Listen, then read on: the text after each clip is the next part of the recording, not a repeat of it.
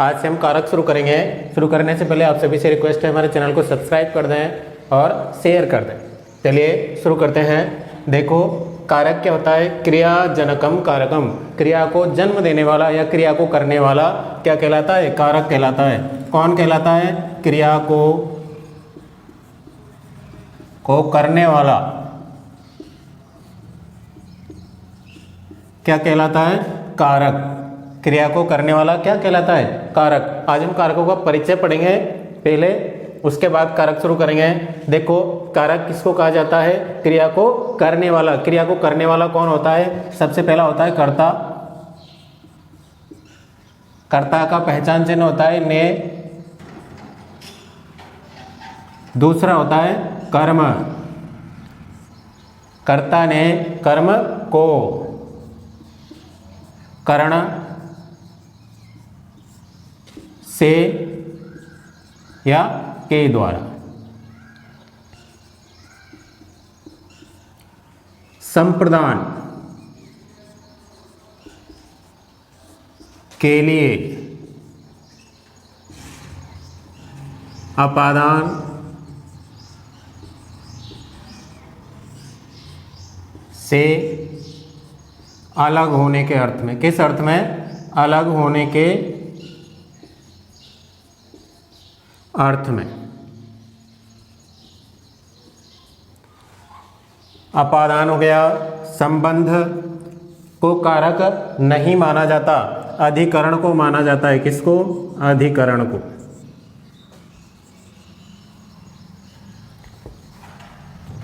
संबंध का पहचान चिन्ह तो लिख ही लेते हैं,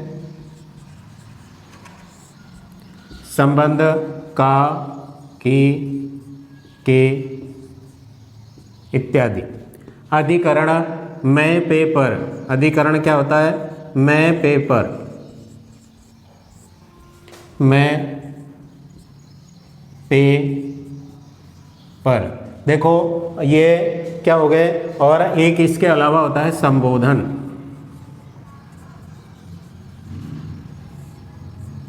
क्या होता है, संबोधन। संबोधन को क्या कहते हैं, हे, ओ, अरे। इस तरह के जो संबोधन वाक्य प्रयोग किए जाते हैं, शब्द प्रयोग किए जाते हैं, उनसे कौन सा होता है, संबोधन। अब देखो कारक संस्कृत में कितने माने गए हैं, कर्ता, कर्म, करण, संप्रदान, अपादान और अधिकरण। कारक कितने माने, 6। कारकाणी षट, कारक केवल कितने माने गए हैं, 6। और विभक्तियां कितनी हैं, 1, 2, 3, 4, 5, 6 और 7 विभक्तियां मानी गई हैं। इसमें प्रथमा विभक्ति का प्रयोग होता है, और इसमें भी किसका होता है, प्रथमा विभक्ति का प्रयोग। यानी प्रथमा विभक्ति का प्रयोग 2 स्थानों पर होता है। किसमें होता है, संबोधन में और कर्ता में। यहाँ कौन सी हो गई, प्रथमा। यहाँ कर्म में कौन सी होती है, द्वितीया। करण में कौन सी होती है, तृतीया। संप्रदान में चतुर्थी, अपादान में पंचमी। संबंध में षष्ठी विभक्ति का प्रयोग होता है। संबंध यानी कौन सी किसी से अलग अगर कोई संबंध बताया जाए तो उसमें षष्ठी विभक्ति का प्रयोग होता है। अधिकरण, अधिकरण होता है आधार, आधारो अधिकरणम। अधिकरण में कौन सी विभक्ति होती है, सप्तमी। और अंत में संबोधन विभक्ति, इसमें संबोधन होता है, संबोधन हे, ओ, अरे। और विभक्ति कौन सी होती है इसमें, प्रथमा। ठीक है, तो 2 जगह कौन सी विभक्ति प्रयोग हो रही है, प्रथमा। कर्ता में भी प्रथमा होती है, संबोधन में भी प्रथमा होती है। देखो अलग अलग हम अगर इनको करें, यहाँ पर एक वाक्य लेते हैं। देखो राम जाता है, जाता है, कौन जाता है, राम जाता है। कर्ता का क्रिया से सीधा संबंध हो गया। अब ये राम क्या हो गया, कर्ता हो गया। कर्ता में कौन सी विभक्ति है, प्रथमा। क्या हो जाएगा, रामः गच्छति। ठीक है, अब देखो द्वितीया कर्म, राम पुस्तक पढ़ता है। यहाँ पर राम कर्ता हो गया, पुस्तक क्या हो गई, कर्म, और पढ़ता है क्या हो गई, क्रिया। कौन कर रहा है पढ़ने की क्रिया, राम कर रहा है, इसलिए क्या हो गया, राम कौन हो गया, कर्ता। क्या पढ़ रहा है, पुस्तक पढ़ रहा है, इसलिए पुस्तक क्या हो गई, कर्म। तो कर्ता में क्या हो जाएगी, प्रथमा राम है हो जाएगा। पुस्तक क्या हो गई, कर्म, कर्म में हमने क्या पढ़ा, द्वितीया, पुस्तक क्या हो जाएगी, पुस्तकम, इसमें द्वितीय हो गई। और कर्ता के अनुसार क्या आ गई, क्रिया, पठति, पढ़ता है। देखो यहाँ पर तृतीय विभक्ति कैसे हो जाएगा। हम वाक्य लेते हैं, राम डंडे से पीटता है।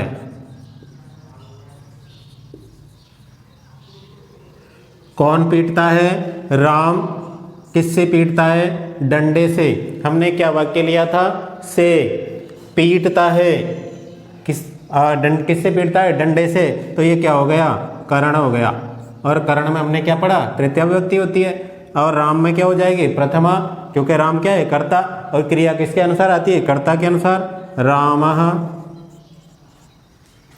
क्या हो जाए, क्या हो गया, पीटता है के लिए क्या कहेंगे, किस, पहले तो इसका बनाते हैं, देखो डंडे से, किस तृतीय विभक्ति करेंगे, दंडेन, पीटने के लिए क्या हो जाएगा, ताड़यति, क्या हो गया, रामः दंडेन ताड़यति, बन गया वाक्य। अगला देखो, संप्रदान चतुर्थी, संप्रदान का अर्थ होता है के लिए, किसी के लिए कोई वस्तु देना। देखो कैसे बनेगा,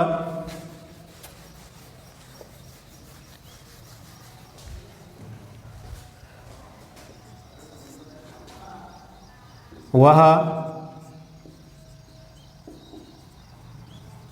ब्राह्मण को दान देता है।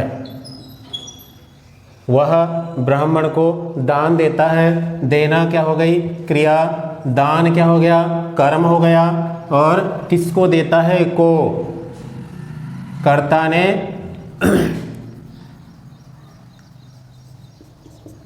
को दान देता है। दान क्रिया के कारण यहाँ पर क्या आ रहा है, कारक चिन्ह, को किस में आता है, कर्म में, लेकिन दान क्रिया के कारण ये क्या हो गया, यहाँ पर संप्रदान हो गया। संप्रदान, इसकी संप्रदान संज्ञा होकर इसमें कौन सी व्यक्ति हो जाएगी, चतुर्थी।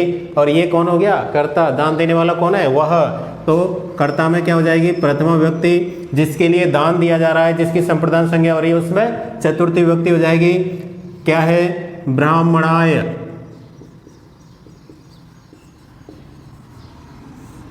दान क्या है, कर्म है, कर्म में कौन सी होती है, द्वितीय व्यक्ति होती है, क्या हो जाएगी, दानम। और यहां पर क्या है, देता है, क्रिया क्या हो गई, ददाति। सह ब्राह्मणाय दानम ददाति।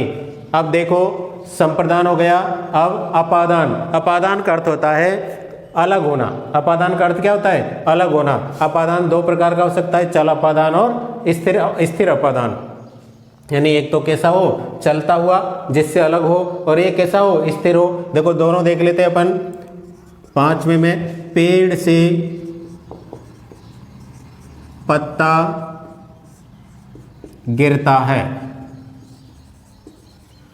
किससे गिरता है, पेड़ से। किससे गिरता है, पेड़ से। क्या गिरता है, पत्ता गिरता है। ठीक है, ये क्या हो गई, क्रिया हो गई, गिरना। पत्ता क्या हो गया, कर्म। पत्ता क्या हो गया, कर्म। क्या गिरता है, जो वस्तु गिरती है वही तो कर्म कहलाएगी। जो कार्य हो रहा है, क्या कौन सा काम हो रहा है, पत्ता गिरने का काम हो रहा है। गिरना तो क्या है, क्रिया, और पत्ता क्या है, कर्म।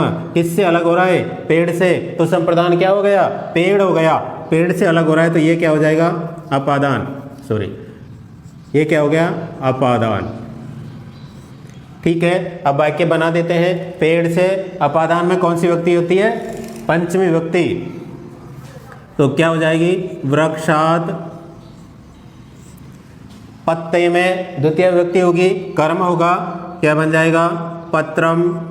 गिरना क्रिया के लिए पतत होता है, तो यहां पर क्या बन जाएगा, पतति। ये तो हो गया कैसा, स्थिर अपादान हो गया। अब देखो चल अपादान का वाक्य कैसे बनेगा।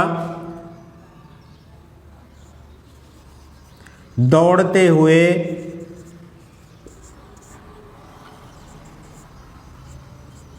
घोड़े से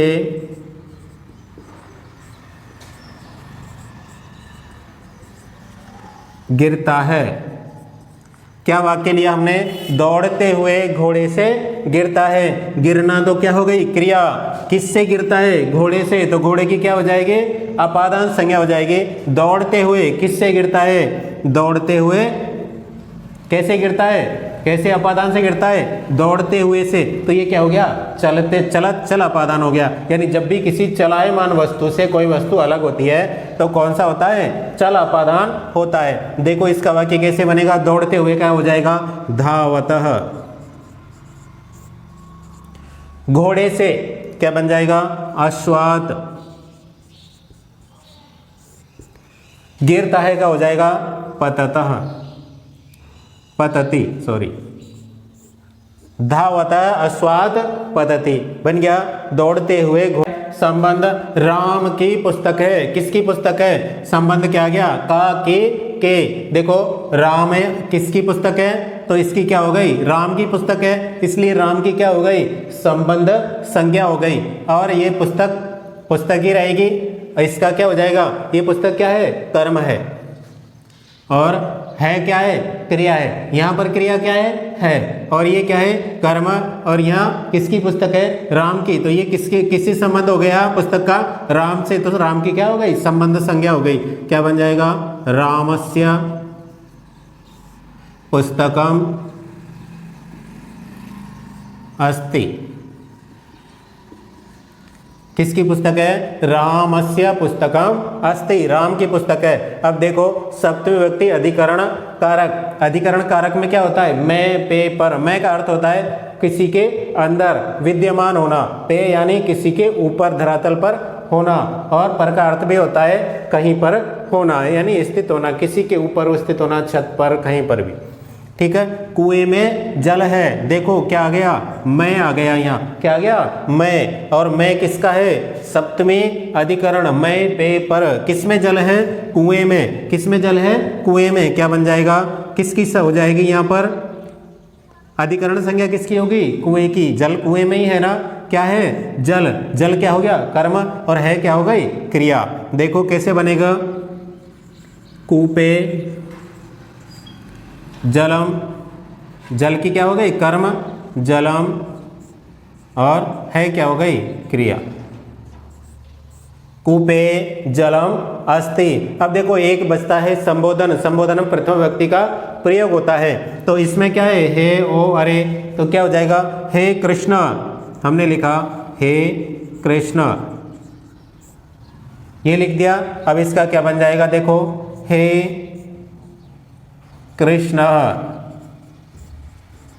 कृष्ण संबोधन है, कृष्ण के लिए कृष्ण को बुलाया जा रहा है, तो कृष्ण में कौन सी व्यक्ति हो जाएगी, प्रथमा। ये आपको इसका परिचय समझ में आ गया होगा। अगर हमारा पढ़ाई हुआ आपको अच्छा लगे तो हमारे चैनल को सब्सक्राइब करें, शेयर करें। Thank you.